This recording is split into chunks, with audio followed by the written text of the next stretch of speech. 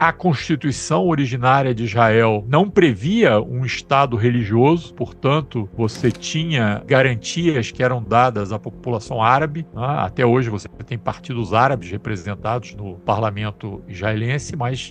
esses direitos da população árabe foram reduzidos. Você tinha outros povos ali, os próprios cristãos tinham alguns direitos garantidos. Você tinha drusos em Israel nesse período recente, por conta de questões políticas internas e, inclusive, a dependência do Netanyahu, o atual primeiro-ministro, em relação aos partidos religiosos mais radicais. Ele vai fazendo uma série de concessões, transformando o Estado de Israel. Esse é, inclusive, um dos motivos da dificuldade que o executivo de Israel vem tendo com o judiciário. Não é só a questão de uma prisão iminente do Netanyahu, mas que vários princípios que estavam na origem, na Constituição fundante de Israel, foram sendo alterados para retirar direitos das populações não judaicas, e isso é um problema, Então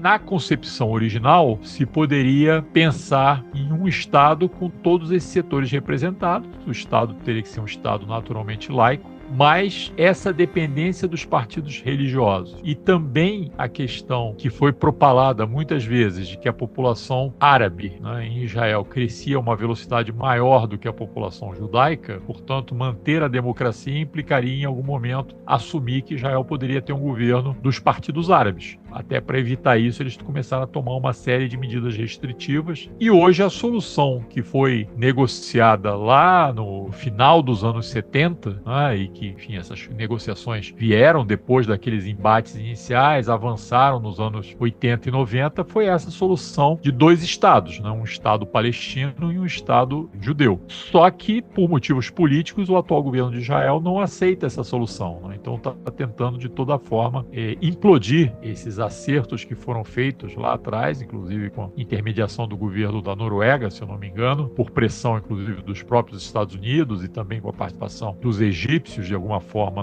na discussão, que levou a essa solução de dois estados com uma Palestina dividida, dividida entre a área da Cisjordânia, que é a área que vai em direção à fronteira jordaniana, até o Rio Jordão, e a área ali de Gaza, e nos embates aí dentro dos palestinos, que também são divididos,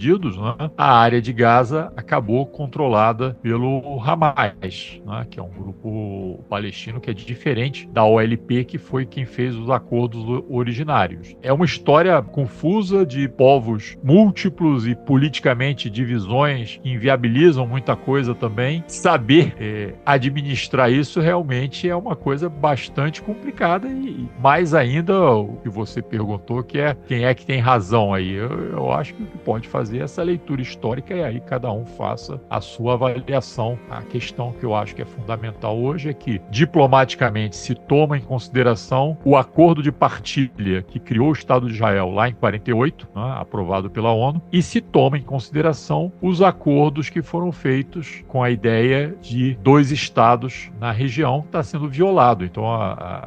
essas duas questões, as fronteiras originárias e os acordos que foram feitos depois, ambos sendo violados, aí fica impossível você ter uma solução por fora da questão da força, E é isso que a gente está vendo nesse momento.